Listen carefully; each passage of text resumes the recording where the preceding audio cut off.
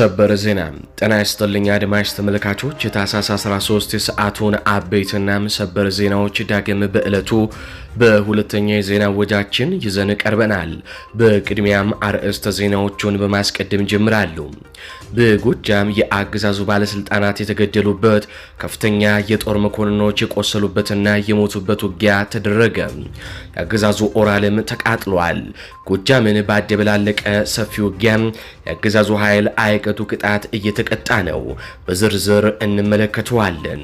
በወሎና ሸዋም የብልጽግና ጦር በገፍ ያለቀበት ከተሞች በፋኖ እጅ የገቡበት ለአስጨራሽ ውጊያም ተደርጓል። ወታደራዊ መኪኖችም ተቃጥለዋል።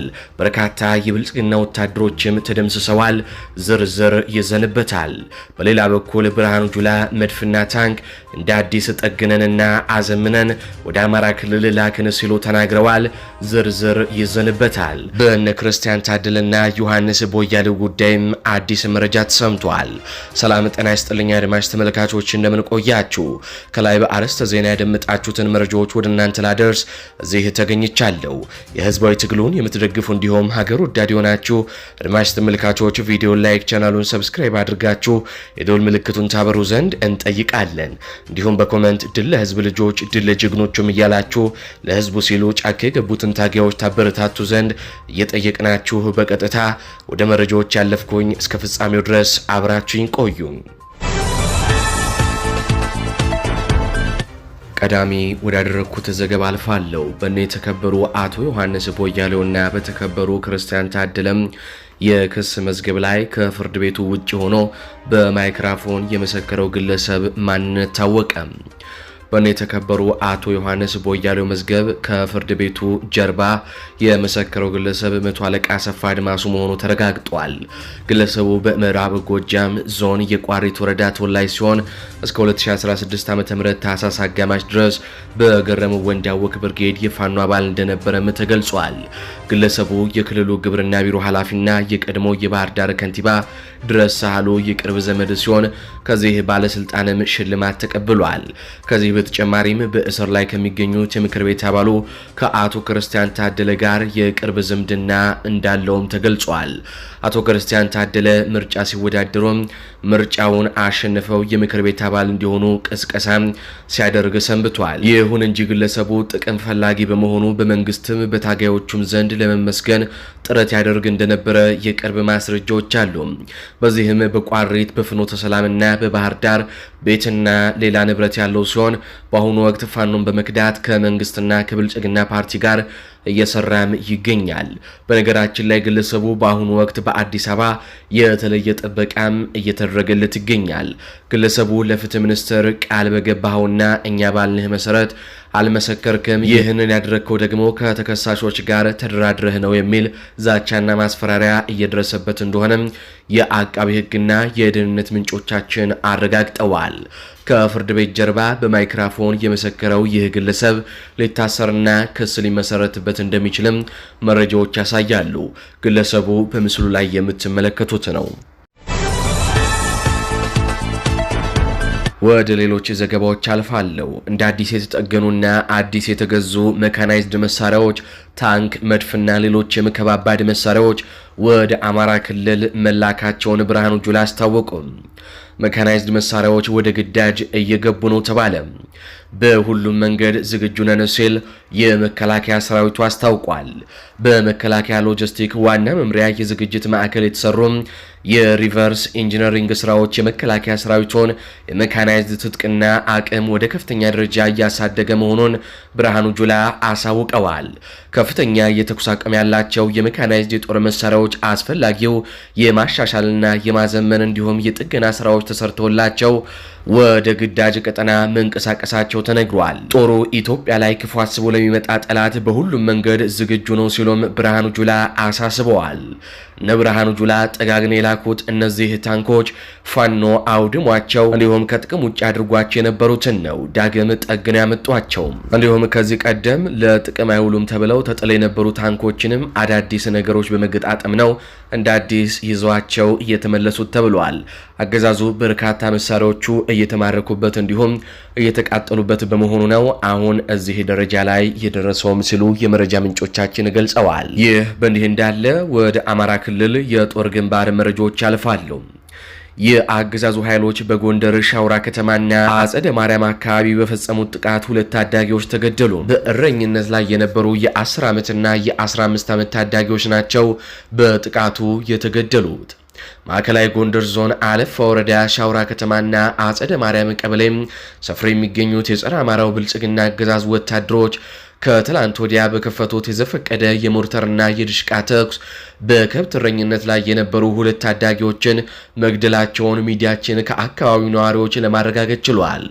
ንጹሐንን በአሰቃቂ ሁኔታ በስለት ቆራርጦ መግደል፣ የዘፈቀደ ተኩስ በመክፈት ህጻናትን፣ ነፍሰ ጡሮችን፣ እንስቶችን ሳይቀር መረሸን፣ ታዳጊ ሴቶችን መድፈር፣ ሃይማኖታዊ ስፍራዎችን ማርከስ ልዩ መገለጫቸው የሆኑት የአገዛዙ ወታደሮች በፈጸሙት የሞርተርና የድሽቃ ጥቃት ምስጋናው አቤ ተባለ በከብት እረኝነት ላይ የነበረ የ15 ዓመት ታዳጊና ሌላ አንድ የ10 ዓመት ታዳጊ ተገድለዋል ያሉት የመረጃ ምንጮቻችን። በተጨማሪም በዚሁ የከባድ መሳሪያ ጥቃት የንጹሃን መኖሪያ ቤቶች ሙሉ በሙሉ መውደማቸውም ነው የተገለጸው። ወደ ሌሎች የጦር ግንባር መረጃዎች አልፋለሁ። በላስታ ግንባር በ5 አቅጣጫ በተደረገ ውጊያ 177 የአገዛዙ ወታደሮች ሙትና ቁስለኛ መደረጋቸው ታወቀ። በላስታ ግንባር ከእንጃፋት በዝጊት አዲስ ዓለም አቅጣጫ፣ ከጥጉ ቀበሌ በድፍ ቋፍረስ መጋለቢያ አቅጣጫ፣ ከብልብላ መዛርድ በጸዳ ወንዝ አቅጣጫና ከላሊበላ በጉርድ በር ዳጉሳች አቅጣጫም በተባሉ ቦታዎች ከባድ ተጋድሎ ተደርጓል። በተመሳሳይ በዚሁ በድፍቃ አቅጣጫም አካባቢም እስከ ምሽት ድረስ የዘለቀ ከባድ ተጋድሎ ነው የተደረገው። በዚህ አውደ ውጊያ ግንባር የፋኖ አባላቱ ከክላሽ በተጨማሪም ሳንጃ ጭምር በመጠቀም ትንቅንቅ ማድረጋቸውን የሚዲያችን የምስራቅ አማራ ቀጠና ዘጋቢዎች አረጋግጠዋል። በዚህ ውጊያ ከ177 በላይ የአገዛዙ ወታደሮች ሙትና ቁስለኛም ተደርገዋል። ከዚህ በተጨማሪ በሸዋ ቀጠና ዛሬ ማርፈጃውን ከተሬ ወደ ሸዋሮቢት ከተማ አመራር አጅበው ሲጓዙ በነበሩ የአገዛዙ ወታደሮች ላይ ከባድ የሆነ ደፈጣ ጥቃት መፈጸሙም ተሰምቷል።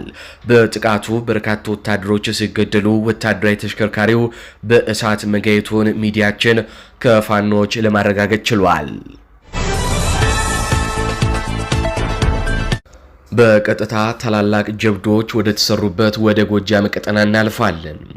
64ኛ ክፍለ ጦር በሸበል በረንታ ወረዳ በደፈጣ ጥቃት ወርጎና አካባቢው ላይ ታላቅ ጀብዱ ፈጸመ።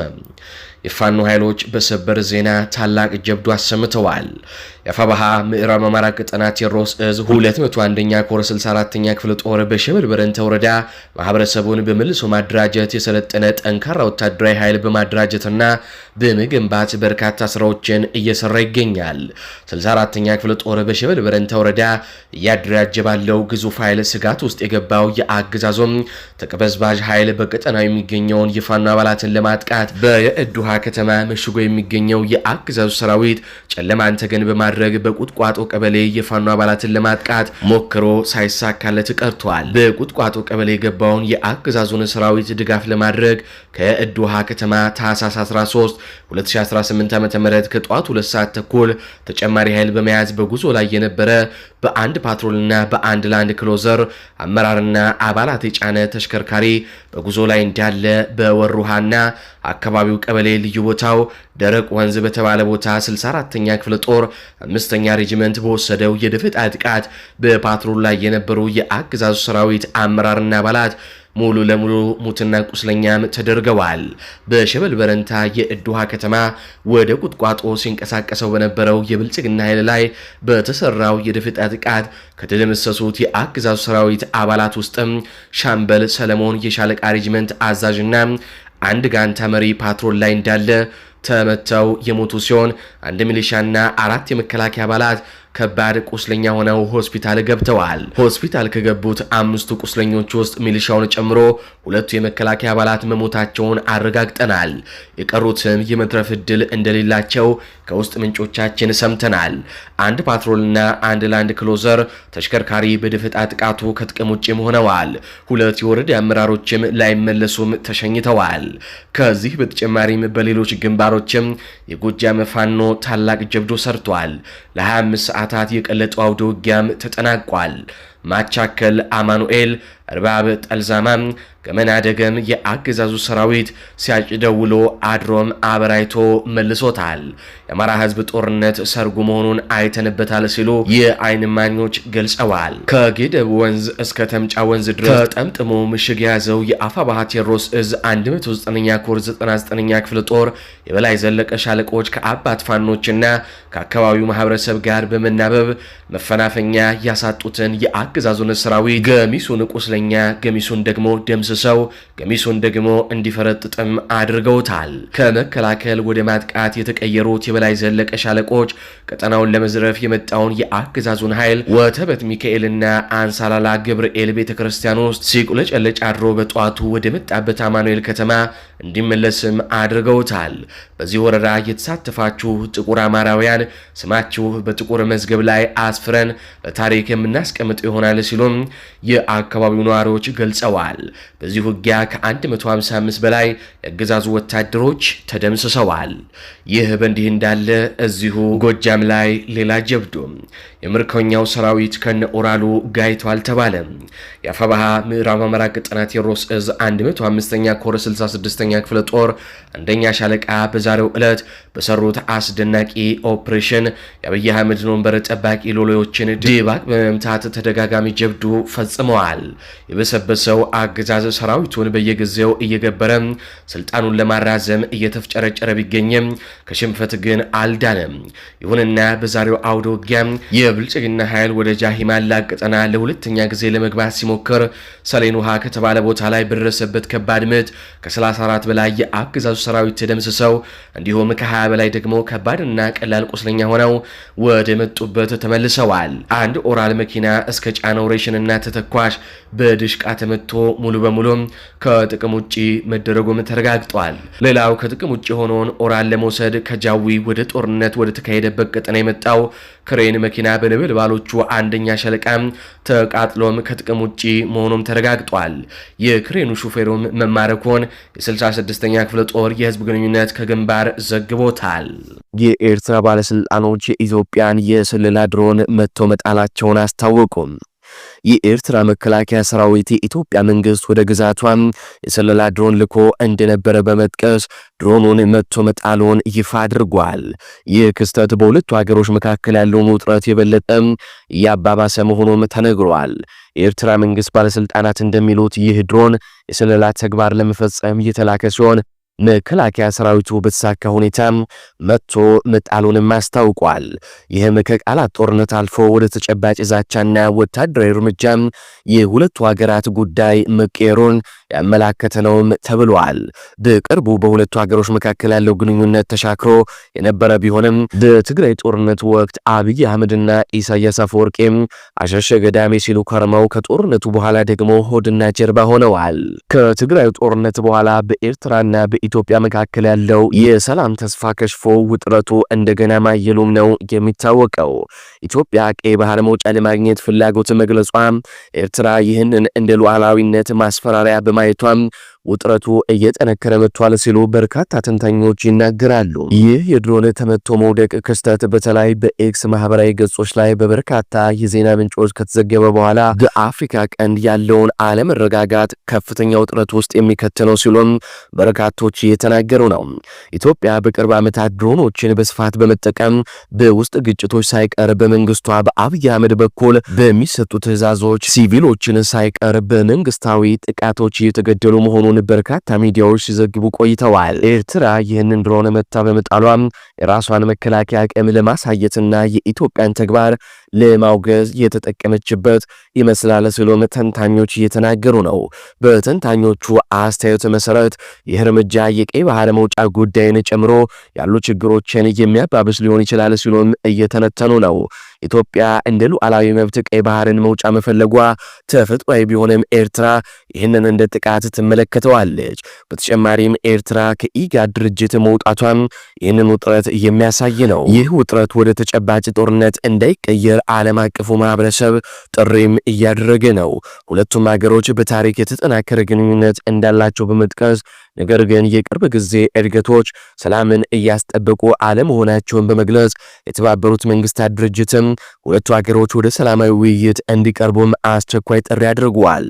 በመጨረሻም ይህ ክስተት በቀጠና ያለውን መረጋጋት ለመጠበቅ የጋራ ጥረት እንደሚያስፈልግ ያሳያል። ውጥረቱ ከተባባሰ ቀጥታ ጦርነት እንደሚገባም ያሳያል ሲሉም ሰላም ለሁሉም የቀንድ ህዝቦች ቅድሚያ መሆን አለበት በማለት የውጭ ተንታኞች ተናግረዋል። ከዚህ የስለላ ድሮን ተመቶ መውደቅ በኋላ የኢትዮጵያ መንግስት የሰጠው ምላሽ እንደሌለ ነው የተነገረው። አሁን በቀጥታ ከአማራ ክልል ወደ ተገኙ ሰበር የጦር ግንባር መረጃዎች እናልፋለን። ማረጉ ተማረ ክፍለ ጦር ከ54 በላይ የአገዛዙን ሰራዊት በመደምሰስ ከ71 በላይ በማክሰል ታላቅ ድል ተጎናጸፈ። አማራ ፋኖ ብሔራዊ ኃይል አፋብኃ ምስራቅ አማራ ቀጠና ምኒልክ ዕዝ ላስታ ጀነራል አሳምነው ጽጌ ኮር ማረጉ ተማረ ክፍለ ጦር ባደረገው ከባድ ትንቅንቅና ተጋድሎም በብልጽግና ላይ የበላይነት በመቀዳጀት ታላቅ ጀብዱ ፈጽመዋል። የብርሃኑ ጁላ ሰራዊት በትላንትናው ዕለት ከሌሊት ጀምሮ ማረጉ ተማረ ክፍለ ጦርን ለማፈን በሚል በአራት አቅጣጫ ማለትም ከእንጃፋት፣ በዝጊት፣ አዲስ ዓለም አቅጣጫ፣ ከጥጉ ቀበሌ፣ በድፍቋ ፈረስ መጋለቢያ አቅጣጫ፣ ከብልባላ መዛረድ በጸዳ መንዝ አቅጣጫና ከላሊበላ በጉርድ በር ዳንጉሳች አቅጣጫ የመጣውን ኃይሉን ቀድመው መረጃ የደረሳቸው ነበልባሎችም ወሳኝ ቦታዎችን በመያዝ ከንጋቱ 12 ሰዓት እስከ ቀኑ 8 ሰዓት ተኩል ድረስ በየመጣበት አቅጣጫ የብልጽግና ኃይልን ሲያራግፉት ውለዋል። በክንድ ነበልባሎቹ የአሳምነው ልጆች የተገረፈው የአገዛዙ ወንበር አስጠባቂ ሰራዊት ደሳለም ከምትባል ጥንስስ ከተማ ላይ ከ54 በላይ ሲደመሰስ ከ71 በላይ ቁስለኛውን በየሽጡና ሸለቆው እየለቀመ ውሏል ነው የተባለው። በተያያዘ መረጃ ጀነራል ኃይሉ ከበደ ክፍለ ጦር ለማረጉ ተማረ ክፍለ ጦር ደጀንነቱን በማሳየት የደረሰ ሲሆን በድፍቁ አቅጣጫም የመጣውን የብልጽግናን ሰራዊት መሃሉን በመቁረጥ መግቢያ መውጫ እንዳያገኝ በማድረግ ከ20 በላይ በመደምሰስ ከ32 በላይ ደግሞ ቁስለኛ በማድረግ የጀነራሉ ልጆች ታላቅ ጀብዶም ተጎናስፈዋል። እዚሁ ወሎ ላይ ስንቆይ የሳጅን አደማሊ አባናዶ ክፍለ ጦር ፋኖች ታላቅ የጦር ሜዳ ጀብዱ ፈጽመዋል። አንድ ተሽከርካሪ ሙሉ የብልጽግና ኃይል ከጥቅም ውጪ ተደርጓል። የአማራ ፋኖ ብሔራዊ ኃይል አፋብኃ ምስራቅ አማራ ቀጠና ምኒልክ ዕዝ ንጉስ ሚካኤል አሊኮር ሳጅን አደማሊ አባናዶ ክፍለ ጦር አንደኛ ሸዋን ግዛው ካሳ ሻለቃ ፋኖች በምዕራብ ወሎ ግንባር ለጋምቦ ወረዳ ውስጥ ከገነቴ ከተማ ወጣ ብላ የምትገኘው ቦታ ላይ ተፈጣጥለው ከደሴ ወደ አማራ ሳይንት በመጓዝ ላይ ያለም የብልጽግና ኃይልን ድባቅ መተውታል።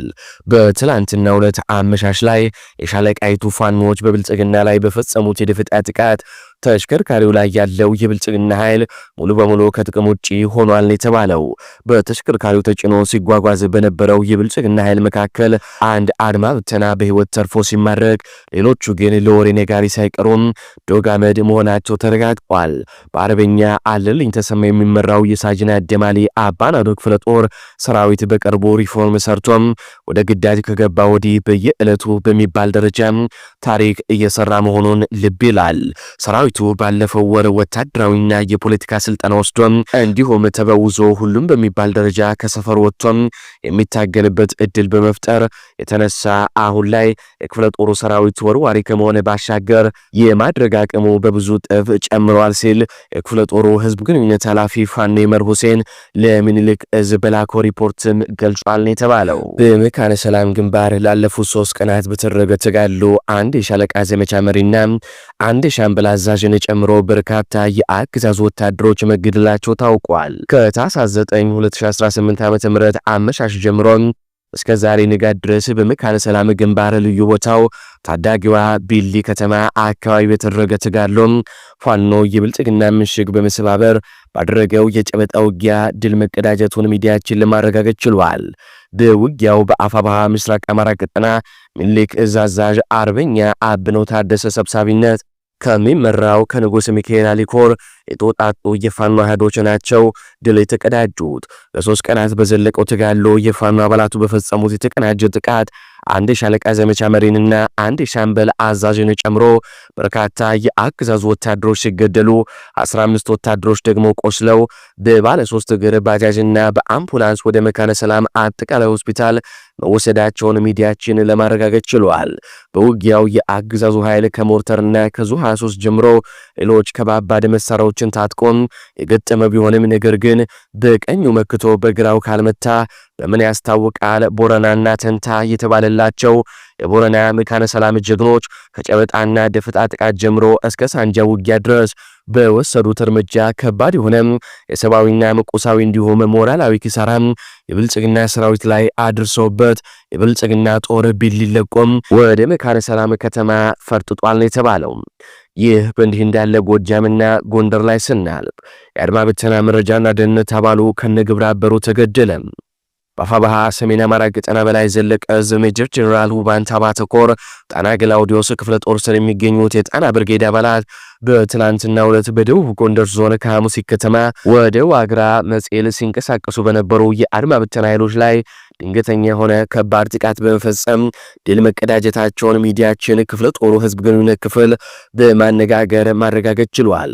በተፈጸመው ድንገተኛ ጥቃት ጌታቸው አዲስ የተባለ የአድማ ብተና ኃይል መረጃና ደህንነት አባል እንዲሁም ሌላ አንድ የአድማ ብተና አባል መገደላቸውን የክፍለ ጦሩ ህዝብ ግንኙነት ክፍል ለሚዲያችን አሳውቋል። ወደ ጎጃም እናልፋለን። በድሮን የታገዘ ውጊያ በሰከላ ወረዳ ተካሄደ።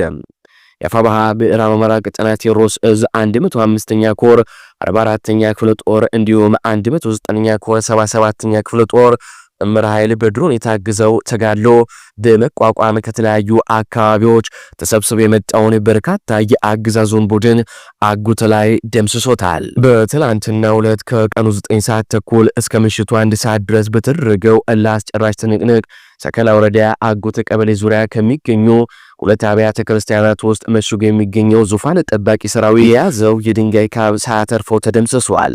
ለተከታታይ 3 ሰዓት በተደረገው የእጅ በእጅ ቦምብ ትንቅንቅ ለማትቀረዋ የነገ ነጻነት ጀግኖቹ 44ኛና 77ኛ የፋኖ ክፍለ ጦር ነበልባሎቹ ውድ ዋጋ በመክፈል የአብይ አህመድን ቡድን አሰቃቂ ድርጊት በፈጸመበት ሰከላ ቀጠና አጉት ላይ ቀብረው አስቀርተውታል።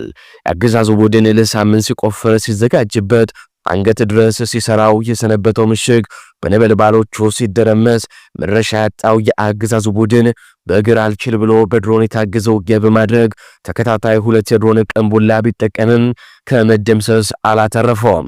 ቤተ ክርስቲያንን፣ ንጹሐንን እንዲሁም ተራራ ላይ ጉድጓድ እንደ ቀበሮ በመቆፈር ለማምለጥ የሞከረው ዙፋን ጠባቂው የአገዛዙ ቡድን በጀግኖቹ ከባድ ምት ተደቁሶ በቆፈረው ጉድጓድ አፈር ለብሷል ነው የተባለው። በ105ኛ ኮር 44ኛ ክፍለ ጦርና በ109ኛ ኮር 77ኛ ክፍለ ጦር ጥምር ኃይል የደረሰበት ሽንፈትን መቋቋም ያቃተው የአገዛዙ ኃይል ከሸንዲና ከተለያዩ ቦታ በመሰባሰብ መቀበሪያው ወደ ሆነው ወደ ሰከላ ወረዳ አጉት ከተማ ተጨማሪ ኃይል እያስገባ እንዳለም ነው መረጃው የደረሰን።